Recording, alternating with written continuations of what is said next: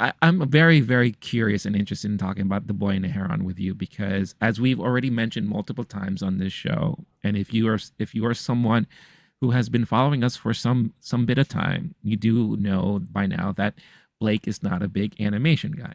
It's just not something he's into. On occasion or during Oscar season, that's usually when he will catch up on a lot of animated movies and all that. Now, when it comes to Studio Ghibli, Hayao Miyazaki, who is now we're talking about the epitome of legendary animators and storytellers in animation. Obviously, this was like a kind of a must see movie, not only for myself, but Blake felt the same way too. I had a chance, again, humble brag, I had a chance to see this at New York Film Festival, which was definitely one of the highlights of the festival for me. But Blake, going, and one thing I should also mention too is that when this movie originally came out in Japan, they did no marketing for this movie. They released no trailers, no stills. They released like one or two concept art pieces and the logo of the movie or whatever, the title card, right? So Japanese audiences went into the opening of this movie without knowing anything about the story or how the movie looks or anything like that. Wow. And Just obviously, it name didn't hurt recognition the only. yeah, it didn't hurt the performance one bit because people knew Miyazaki's back after a 10-year hiatus, pretty much coming out of retirement to tell this story, and people were falling head over heels for it in Japan. So what I did personally is like I did the same thing. I treated myself just like I was if I was in Japan. I watched no trailers. I didn't look at any Wow. pictures. I didn't read up anything about it. And then when I finally got to the screening at New York Film Festival, I saw one image of it that I was like, damn it, I'm seeing an image now, but it's okay. But I saw it fresh and I was pretty much blown away. But for you, Blake, I'm curious, did you watch a trailer? Did you read up a little bit about it before going into it? And what is your history with Miyazaki and Studio Ghibli going into this too? So I'm not necessarily a hater when it comes to animated movies. There's some that I really love, Yeah, but generally speaking, I want a movie that's less fantasy and more relevant to today, more relatable. like So grounded. even yeah, and even period pieces when it's a very different world, I don't like as much. And even when I go to the museum, right? Like the things that are 1,000 years old, I find just I prefer things that are closer to my day-to-day reality. And Right. it's not that a knock against it. I'm not saying it's better or worse. It's just that's kind of how I roll with my preference and taste. Mm-hmm. So while Studio Ghibli's the gold standard of animated cinema in the last 30 years or so, plus, a lot of the stories are more fantastical. Yeah. Then I'll find an entryway into something and really enjoy it. So like there will be and like One Punch Man or Cowboy Bebop will be a show that I really Sure. enjoy, but I'm also then my friends go, oh, well, you like that? You should watch this, and I don't like that thing. Or with animated movies, I really like which I like history and the things that are a Mm-hmm. little bit more relevant to my reality. So The Wind Rises and From Up on Poppy Hill are my favorite Studio Ghibli movies. And then we kind of go from there. I'd only seen 5 before last night. Right. I spoiler alert, I really loved Boy and Heron. And so afterward, I went back and watched one that everyone had always recommended, Howl's Moving Castle, hadn't seen it yet, and was immediately like, oh yeah, this is the part that I don't like as much. I appreciate the artfulness of it. The storytelling is great. It's beautifully made, crafted, and there's just a little too much sorcery. Like, okay, that's not real. And then I just kind of like let go and I just enjoy it like Saturday morning cartoons in the background kind of thing and appreciate it in that way, a little more detached. But Boy and Heron, I was fully sucked in, even though I'm coming into it from a very different history and perspective as you. Similar to you, I intend if I know I'm going to see a movie, I avoid information about it and trailers Mm-hmm. and everything, and that's true in general. This one I happened to be at a theater the other day and was sitting through the trailer, but I didn't. I was trying to like not. Oh wait, what's going to happen? And this is such a surreal movie. The Yeah. trailer it wasn't. You know, there's it's gonna be hard to spoil it anyway. You just see something and go, okay, is that a dream? Is that reality? Is that a metaphor for a dream about reality? Who knows? So I don't feel like it ruined anything. What I Mm-hmm. did see, I knew dude's coming out of retirement. He's doing the one last ride, and I just knew I was going to see it once I heard that. Because especially if someone gets pulled in and feels compelled to make something, and they're a master or legend, then yeah, I'm going to go see what you have to say. I'm happy to hear that you loved the movie and you enjoyed it too. But it also surprises me that because The Boy and the Heron does have a good amount of surrealism, fantasticalness to it. So when you saw Howl's Moving Castle, I'm surprised that didn't click to you. But I guess it does have more of that compared to this It's like movie. the difference between like sorcery and surrealism is, I guess, Yeah, what I would say. When there's witches and it's magic and in real life, but this one is like he goes through a portal, and yeah, like Narnia is a story about humans in the real world who go, or like Alice in Wonderland, similar. It's set in reality, and then they go into a dream world within reality, like Willy Wonka style. Just you go through this gate and things are different here. It's a different hmm, rule. That I'm actually much more okay with. It's more like, oh yeah, this is the same real world as 1942, but now there's people who can swat abracadabra and turn you into a frog. I'm like, that right, didn't happen. I'm very confident that that did not happen. I right. know that. Whereas if you told me, if my friend came in sweating into work and going, dude, I walked through my closet yesterday and there was a totally different world and everything's upside down, I'd be like, show me that closet. I want to go there right now. It's hard to describe the exact distinction, but there's something where like, I'm not trying to say anything's wrong with it again, Hmm. but for what I like, I just need it to be like more grounded in reality, I guess. And that's going to be a litmus test for how much I'm able to let go and suspension of disbelief and enjoy it. It's very similar to like whenever we discuss movies that are like fantasy movies and all that. Like I know like those things lose you right away. But going back to this movie, the only reason why I say that surprised me about that, I mean, first of all, Howl's Moving Castle is one of my favorite Miyazaki Ghibli movies ever made. And I ever you ask anyone, they all have their own personal favorite. Like, and that's the one thing that's very unique about his stuff and what this studio puts out is because every movie resonates differently with a lot of different people. That's why If if you you're put, watching this right now, comment what your favorite is, please because do. I'm Yeah, doing like I'm actually asking people because I want to know yeah, what's recommended to me. yeah, But also I'm curious about that because there's so many and so many yeah. classics and so many that people like. Just right now, if you're watching this, If you put 10 people in a room and you ask them what their favorite Ghibli Miyazaki movie, I guarantee you're going to get a lot of different responses, because a lot of people just resonate differently with all of them. But the one thing that I personally really loved about this movie was it felt like a return to form for Miyazaki. The recent movies that he came out with prior to this was The Wind Rises, which I know you said that's like one of your favorites, because it definitely is more grounded in reality with a lot less fantasy in it. Those movies, for me personally, aren't the ones that I like the most. I am definitely more in tune and more familiar with his more fantastical stuff, which he's very much known for. So for me personally, I felt like this was a return to form for him. I think the 10-year break helped a lot to kind of like get back to what he found passionate about what he does and his way of storytelling. And it is very much like a Alice through the Looking Glass type of story. It's like just to briefly say what the movie is about without saying too much. It's definitely one of those movies you need to experience because we could talk about a lot of different things here, and it may not make sense unless you actually see it played out in front of you. But you have a family, you have a boy that unfortunately loses his mom at a big fire from a hospital, and it's basically a boy who is trying to fit in with other parts of his family, a family that he hasn't really been hugely a part of. His dad remarries or finds a new lady to become his wife, and it's about the boy kind of coping with the change and everything. And then that's when he kind of gets introduced to this quote unquote magical portal that kind of introduces him to another connection to his family that he didn't know existed. And it's a little bit of more a fantastical connection and all that stuff like that. And I'm just being very simplistic about my explaining it all. But that's pretty much the gist of it. And you're going through the journey with this boy as he's learning about all of these things and how that other side of the kind of world works and coming back into reality and all that.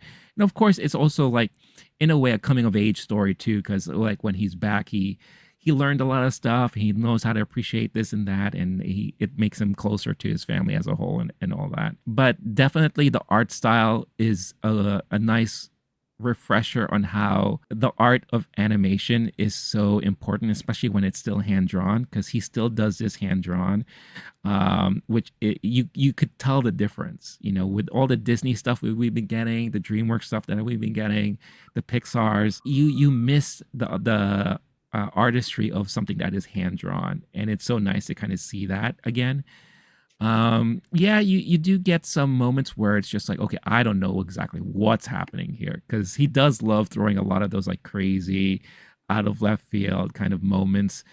But if you're familiar with his stuff, then you kind of know how to navigate through a lot of those things. What was very interesting about my experience watching it is I can tell I was in a theater that was half Ghibli fans and half maybe not so much so, right? So the reaction towards the end was mixed. And I feel like a lot of people were just more like, what did I just watch? Kind of thing like that, And I think when you're in a room filled with press and critics and all that, I think they spend too much time trying to analyze everything while they're watching the movie. I just allowed myself to go along with the ride, You have you have to. And by doing so, I think I personally appreciated so much more about it. Like before the movie started, they were giving out these like Cliff Note pamphlets that tells you a little bit about the background of the story, tells you the artist involved, the musician who did the soundtrack, who is very popular in Japan, and beautiful soundtrack. Oh my gosh. Yeah, it's like soundtrack wise, this is something that I would listen to on my Spotify and all that stuff. But I saw a lot of people reading this, like kind of like religiously. Like they're trying to like get in the know of this movie. And those of us who didn't, like I got the pamphlet and I put it in my bag. I'm like, I'll look at it later. The composer, Spirited Away, Howl's Moving Castle, My Neighbor Totoro, Princess Mononoke, Kiki's Delivery Service, Ponyo, Castle in the Sky, Wind Rises, Nausicaa, Porco Rosso, all of them. Tales of Princess Kaguya, and The Boy and the Heron, and then a bunch of other movies too.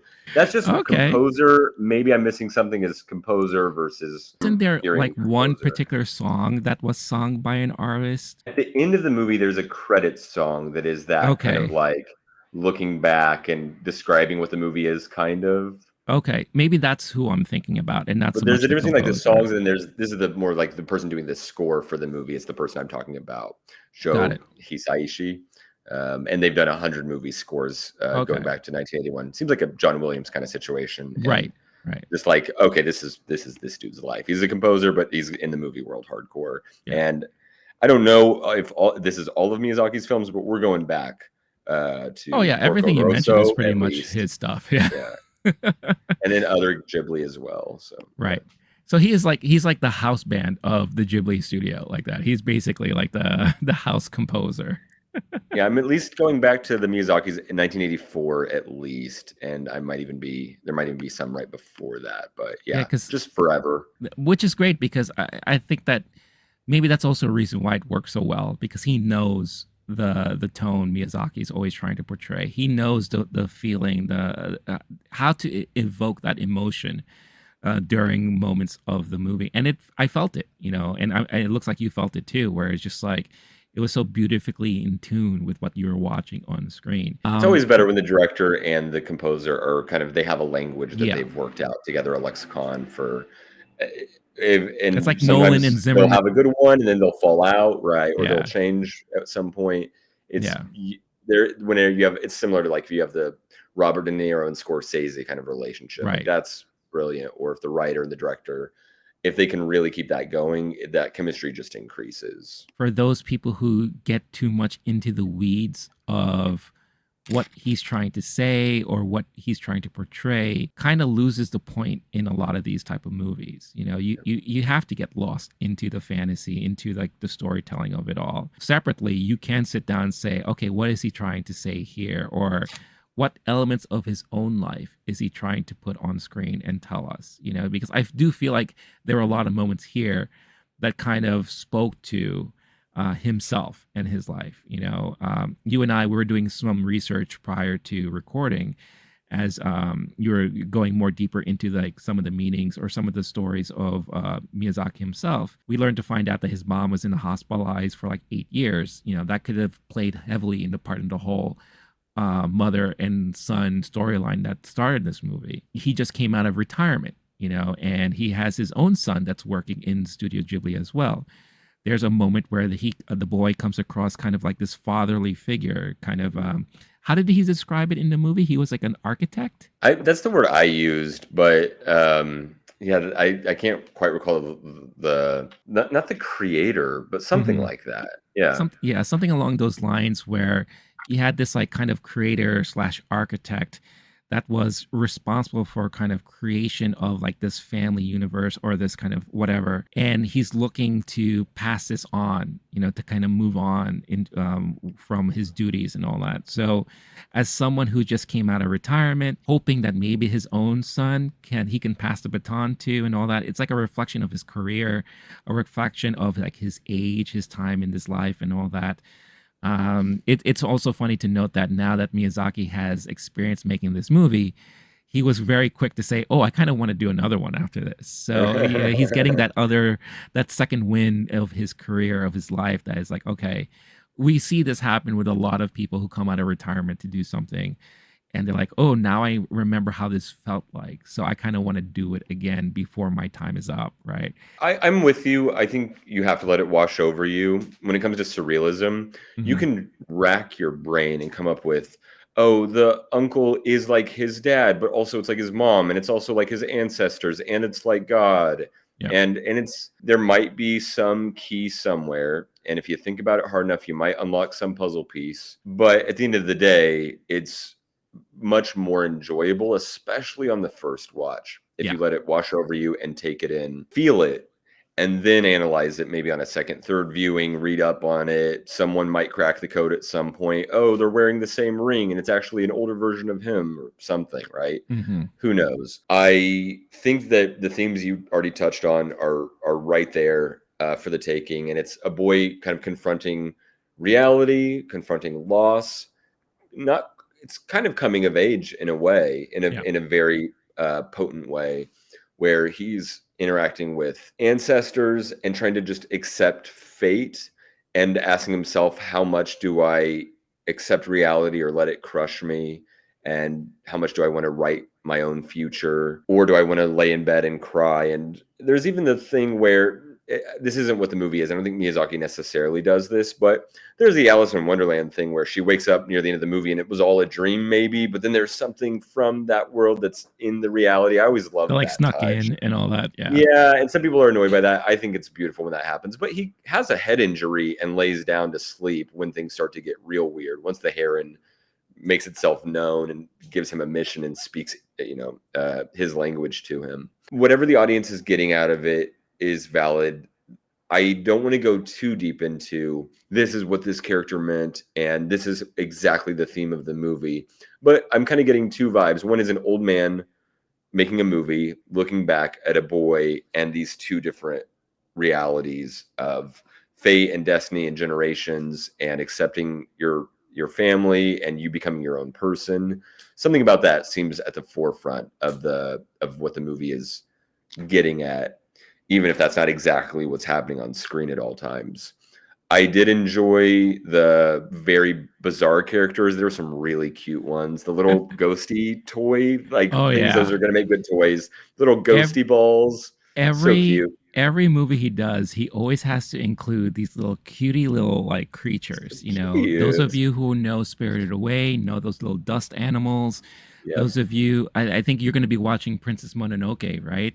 You're gonna find that there's very similar kind of cutesy little creatures in there. Love He it. loves including those kind of things in there. The parakeets who are human eaters with a giant Oh my knife god, those guys are behind nuts. Yeah. them. I love that. That got me. But in a yeah, way I in a also way I kind of compare them to the guards from Alice in Wonderland, the card guards. oh yeah, They kind of 100%. very Yep. similar, right? And That's they're what it all was different remind you're right. colors and all that. Yeah. I was reminded of something, and that's exactly what it was. Good Yeah. call. There were some characters that I didn't quite understand, or was a little bit like put off by, or like, okay, but what are they representing? And I found myself Mhm. asking those questions. I decided to let it go. But that's where the more fantastic things I'm going to find a little bit less enjoyable, probably. And it's hard for me to accept, okay, there's a very German fascisty giant parrot with a cape and boots. Right. And okay, what's Even their with the hat, backstory? you know, yeah. Yeah. And then I was asking you before, like, was that a heron or was it a man in a heron costume or was it half man, half heron? You said it was a spell, maybe, and like that makes Yeah. more sense to me than anything. There's a few of those things where when I think about it, it's less enjoyable. That's why you don't. It's better to just let it wash over you. Have it hit you when it hits you, you know, but just read it, just enjoy it. But it felt like there were references to things from other movies or characters that are representative of other ones. And maybe it's just because dude has enough movies. Even the ones I haven't seen, I'm familiar. Like, got a friend with a Totoro tattoo and have Right. seen clips of that for years. As a Ghibli fan and a Miyazaki fan, are there things you're getting as Easter eggs, even deeper than like, oh yeah, it's like a thing that he has done before, where you go, oh, I recognize that character, this Mhm. setting. We know he does World War II a few times, right? Right. There's characters like the way that either Tarantino might have feet, like that kind of thing, where you go, oh, so Spielberg always has divorce or a reference to it or something like Like a that. family, You know, like a divorce in the family, right? Yeah. yeah. What are there things without over analyzing what the parakeets might represent or whatever? Are there things that you got from it and saw more than maybe what a newbie like me might have enjoyed? There's definitely nods to stuff that he's done in the past, but not necessarily Easter eggs. Like when you watch Pixar movies, as long as we have, we pick up a lot of things that we're like, oh, they're giving a nod to this or they're giving a nod to that. I feel like it's a little bit less like that. But definitely there's a lot of similar kind of themes or concepts that he likes to reuse at times. You know, like in a lot of his movies, there's always a young main person of the story who has to go through challenges in some way, in some form or another. And there's always this lingering doom from something, and that person has to like fight their way out of it or come to realization about something to be at peace, right? His inclusion of something cutesy in his movies, like he loves doing that. And the more you watch his stuff, the more you'll pick up, oh, there's a lot of that happens a lot in his movies. As far as like favorite characters in this movie, I really love the old grandmas, the old like the nannies, Yeah, and the oh my god, and how they that got an became, awe from the theater. Like people were yeah, excited about that. Yeah, and how they eventually turned into kind of like his guardians, his kind of like little yeah. spirit guardians, as far as like the little wooden dolls that he always had around him that would protect him in this alternate universe or alternate reality. I just thought that was a very cute thing that he did. And I guess that's also like a common thing that he does too. When he does more grounded like stories, he loves putting a lot of emphasis and focus on like these older generational people, you know, like grandparents, aunts, like that. And they're always, in a way, kind of quirky and unique. You know, they have these unique personalities and they're very vibrant. So that is another common thing that he kind of puts in his movies that are more kind of quote unquote grounded in reality, or based in reality. Overall, I'm not asking you to do a full ranking, but where does this rate for you with Miyazaki or Ghibli, however you want to look at it? That's tough. I mean, you're talking about someone whose library is so vast. You know, when you look at the filmography there, and like I said, everyone reacts differently to a lot of his Yeah, movies. I would probably put it within definitely top seven. I would say probably like top seven, because again, so many. it was like a throwback to me. It was like a return to form for me, and it, you know, there were a lot of moments of it that did remind me of Howl's Moving Castle again, which is like my favorite. So I think that's one of the reasons why I put it that high up. Where within that seven, I don't know yet. But there are so many movies I know I do like. You know, Howl's Moving Castle, Spirited Away, you know, Princess Mononoke, you know, Castle in the Sky. There's so many movies that he's been a part of that I do love, and I think this does kind of fit amongst those that I really enjoy personally. For you, since you have seen maybe a small handful of his films, As of right now, would you put this as maybe your top two, top three? Yeah, it's right up there. I think similar to you, I was looking at dude's got 16 full-length Yeah, features, and that's including or like 15. So you're basically top 50 percentile. yeah. I'm gonna put it right there too. I would have to also rewatch because I it's like if I go through all of them, Hmm. Ponyo on the second, I loved Ponyo, and then on the second watch, I Oh, didn't like it as much, yeah. but it I is never liked that special. movie. Yeah. Mm, okay. Yeah, I'm Mm, sorry. That's just me. I right. personally didn't like that movie. Okay. I don't. If Um, you loved it, that's great. I mean, no, no, you just I just it's so funny when I like the things you don't like and vice versa about the person that you love. I'm like, no, that's the best one, right? And you're like, no, no, that's my least favorite. I didn't say Uh, that. I didn't say you're wrong. You shouldn't be liking that. I'm not the internet. as a rookie, I would conflate certain Miyazaki with Ghibli. So Right. Up on Poppy Hill is Ghibli, but not Miyazaki. Is Yeah. I guess I'm trying to go through and like Yeah. digest an entire oeuvre right now. So Mhm. then, if we're only talking Miyazaki, I've seen one, two, three, four, five. Wait, oh, gosh, there's so many now. Now that I've seen two last night, one, Right. two, three, four, five, six. That's a good Now, amount. and it's going to be right number three or two Mhm. probably. So yeah, definitely up there for sure. Yeah, I mean, you Top definitely tier. seen more than an average person who is maybe somewhat familiar with Ghibli. I feel like American audiences became more familiar with his stuff once Disney started re-releasing his movies here in the States. And there's like so much emphasis being put in like the English voice cast, how they started casting a lot of these like well-known actors and Christian actresses. Bale playing Howl is W- just wow. And then Well, Emily Mortimer, Billy Crystal as yeah, Calcifer. That one I was like, wait, what? it's Billy Crystal's crazy. been in this movie this whole time. Okay. Yeah, it's crazy. Um, And the English voice cast for The Boy and the Heron is equally nuts. You just mentioned Christian Bale. He's coming back to be a voice in this English cast. You have Dave wow. Bautista, William Dafoe, Gemma Chan, Mark Hamill, Karen Fukuhara, Robert Pattinson, Florence Pugh. I mean, Wow.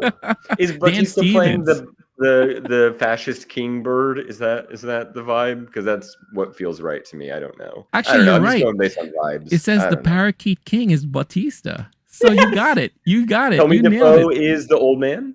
The noble pelican. Oh, interesting. Yeah, the Okay. noble pelican. The heron himself is Robert Pattinson, the gray heron. What? I love that. Yeah. That's so weird. Okay, cool. Mark That's Hamill is the the grand okay. uncle. So the big dude at the end. Oh, wow. The architect, the creator. Yeah. Fascinating. Very Yeah. similar role to late Luke Skywalker. Yeah. Okay. Yeah. But maybe not as bitter, right? So Uh-huh. That's yeah. so. Now we're talking about the American reception, though. This is where I'm going to throw it to Sure. Oscars. Nominated for animated. This Yes. one, Yeah. animation nomination. I feel like every Winning. time he comes out with a movie, it gets nominated for. I'm not going to say it may win. I think definitely nomination for sure. I think the options this year.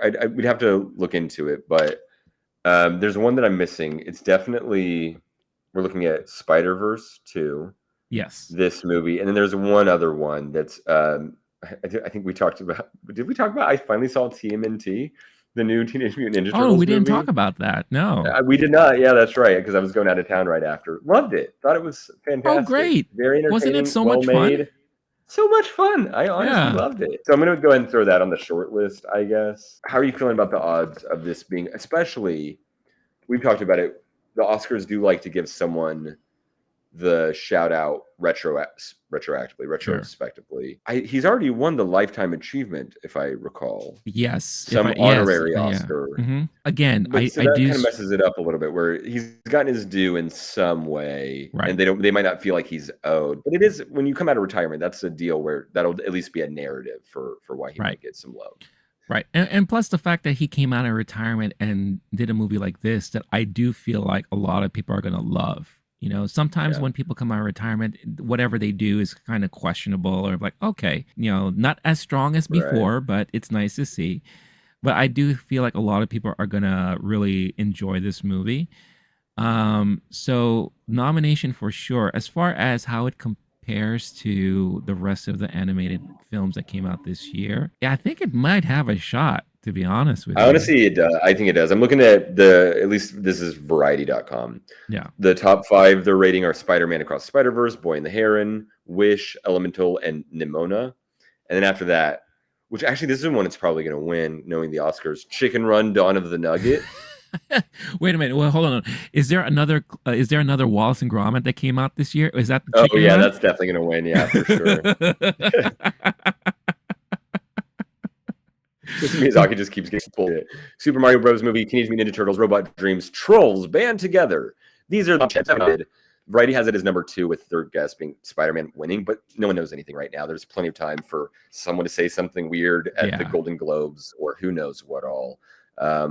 It's one of those. I think it's what's weird is if you're pitting the animation movie lovers of Spider-Man, Spider-Verse versus Boy and the Heron, it's hard to be really mad if those are the top 2 choices. When you get pissed is if those split votes and then Chicken Run comes through. It's like, why is this a thing? Yeah, it's definitely going to be interesting to see what's going to happen. I mean, I've seen the majority of the well-received animated feature films this year. I haven't seen Nimona. I've heard nothing but great stuff about it, so I'm definitely going to check it out. It's on Netflix. For example, like Wish came out this week, and I have no desire to watch that movie. It just looks very cookie cutter, very like plain Jane, and like it just doesn't appeal to me. And I've been hearing a lot of mixed stuff about it, so I don't think, just because it's Disney, I don't know, maybe they will get nominated, but I don't think they have like a shot. For me personally, I do think it's Spider-Man or this. Super Mario Brothers was a huge hit earlier in the year. And I thought it was, decent, but I don't think it for me, it doesn't. It's like Sonic. I don't feel like people are taking it seriously either, even if it makes a bunch of money. Yeah. Okay, I'm gonna put you on the spot. Good luck. Okay. If you had to vote right now, Boy and the Heron or Spider-Verse, what you got? Oh, man. Yeah, I know. I was hoping you would have a hard time. Yep. Man. Who do you love? You got to choose. You know what? I would probably. Oh God. Yeah. I'm gonna hate myself for this. I'm so glad I asked. Yeah. I'm gonna probably You'll vote hate yourself either way. Yeah, I'm gonna vote for Spider-Man because that emotionally hit me pretty hard. Person. Yeah, I'm a terrible person. Yeah, I hate anime. I hate Studio Ghibli. You should hate yourself. Yeah. I think the main thing is we can look at Oscars through the diversity lens a little too much. Also, sometimes never enough, just because of that's the politics of the Oscars is front and center. Yeah. So I think Spider-Verse has some edge there for good reason. Like, I'm not trying to take anything away from it. That's not even like a pity vote or something. Like, it's validly good. I also was like, which do I vote for? The animation style is more innovative. So while Miyazaki is making things that are more traditionally beautiful, sometimes the ones that are more groundbreaking, that'll give them an edge in animation, especially with the crafts people wanting that. Yeah. But when you've got Miyazaki, like, this is kind of one of those, the new upstart, like it's almost like, who's better, Michael Jordan or LeBron James kind of thing. Right. Someone was like, really? It's like Larry Bird, Magic Johnson. How do you measure it? Because the rules are different, right? Totally different styles, etc. Yeah. But I personally am going Miyazaki. Okay. And I can't give you a great reason why. It's just a gut. So that might be a fun debate in a few months here. Oh, for sure. I think, then until we're like, please make me stop answering this question. I've changed my mind 20 times. I think, like how every year there's like one or two categories that we just can't stop going back and forth on. There's a good possibility this could be that, because again, you have two very strong Blanchett movies. Or Michelle Yeoh. Good luck. Oh, geez. To this day, I'm still like, I have the nightmare. I forgot to turn my homework, and I also put down Kate Blanchett at the last minute. Yeah. Oh God. Oh, what am I doing? Yeah, but at the same time, it's like none of the two are bad choices. I mean, you could go either way, But it'll be Chicken Run, Dawn of the Nugget, also equally valid. Sure. I haven't seen it yet. Can't wait. Yeah, it's again, it's one of those movies where we have to kind of watch it just for the Oscar award season and everything. I might do a you where I'm gonna wait to see what the nominations are, and if it doesn't make it, I am so not gonna want to watch Even if it. it's nominated, I'm gonna listen to a podcast while I'm watching it, just like and read a book and play video games. Like, yeah, this is so background. Final Letterboxd score for Boy and the Heron for you. 4.5. Yeah. Nice. It's close. It was close to 5, and it was close to 4, and I just kind of like debated a little bit. The reasons, the little things that I didn't quite love about it, but I really enjoyed this movie a lot. It was special level Miyazaki. I'm gonna give it B+ or A- at the end of the day. Nice. If you ask me to do tiers, it's between lower first tier to high second tier, top 50%, just like you, more or less. Right. What about you? What'd you give it? A 5. I gave it the full 5. Whoa, I was gonna guess 4. No, I gave it the full 5. This is in your top 7, and all 7 are 5 stars, more or less. I would say half of the 7 are 5. The others are probably 4s, like that. So then, how is this not top 3, top 4? I can't sit down. I can't sit down and tell you like what's what yet. I think you can. I think I'm gonna put you on the spot right now. Rate it right now. Take your time. Do we have another hour for this? He's got a spreadsheet going. Okay, well, technically there were more new characters introduced, and I like them a lot. This is where I'm gonna splice. Who would win in a fight? A heron or Totoro? No. Okay. Yeah. Where there weren't as many moving castles, and I love those. Yeah, this is where I'm gonna splice in the meme of like the guy like with all the equations floating around him, just like thinking about everything. That's gonna be me as I try to do that. Yeah, maybe in the future I will share what my final. Give it a hard number right now, Gut, and I'm not quoting you on it. I'm asking you the big calculus. Just say, Gut, this is the ranking. 4. I gave 4. Perfect. Yeah, that's all I need to know. Cool. Yeah. And all of the top 4 are going to be 5 stars, basically. Yes. Is that the idea? Okay. Yes. Yeah. You love this guy. I do. How can you not? Yeah. I mean, especially honestly, like me, who not I'm my a huge genre, animation and fan. I loved it. Yeah. We are curious as to what you think. Are you going to watch the subtitled version, or are you going to watch the English dub cast version? Best. Every Ghibli movie, I'm Googling that before I watch it when I'm going through my little marathon of like, hey, wait, but who's the cast and what do people really recommend? Right. It's usually, the answer is usually subbed always. And then with Ghibli, it's some next level debate. I might actually just let you choose that for me for the rest of the movies. Is your go-to dubbed or subbed on Ghibli? Sub. Just always sub. Always. Yeah. Okay. Mm-hmm. There's just something about the Japanese voice actors that it really matches with what you're watching on screen, you know. I'm not trying to say you're wrong. I think technically, in general, that seems always the correct answer. Always. My thing is, one, I am ADHD and I'm doing some version of second screen, especially if I tune out a little bit. So the dub helps me with that. I can always follow a movie and do something else at the same time, especially at home. Trying to knock something out. Otherwise, I just am less likely to watch it. But then you look at the cast, and as someone who loves movies and wants to see every Christian Bale movie, in theory, if I love it, I'll do both. If I really love one of these movies, I'm going to go watch it a second time in the other version. But Robert Pattinson, Dave Bautista, Willem Dafoe, like what? I mean, those are some great actors.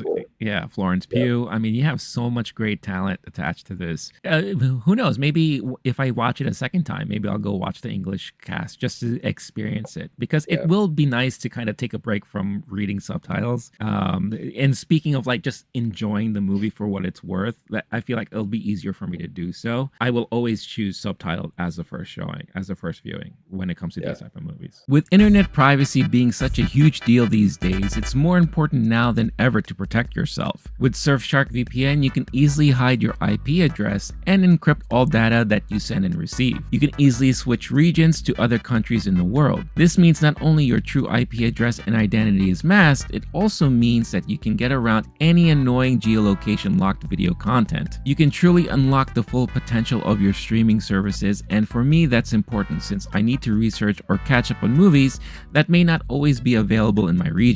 With Surfshark VPN, I can easily switch to any region like the UK, and this problem simply goes away. And now I can watch Hulu content directly on Disney Plus or check out some movies on Netflix that I can't otherwise watch here in the US. I also do a lot of banking and account management online, and by using Surfshark VPN, I feel extremely safe and secure doing so. Surfshark VPN also allows you to connect to unlimited devices simultaneously on a single account, and this includes Windows devices, Linux, Android, iOS, Amazon TV, and much more. To take advantage of the current Black Friday deals that they have, make sure to scan the QR code that you see on the screen now, or click on the link in the description below to secure yourself a great deal that gives you a subscription discount over 80% and up to 5 additional months for free. And if you think it sucks, there's a 30-day money-back guarantee, which will give you plenty of time to try out Surfshark VPN risk-free.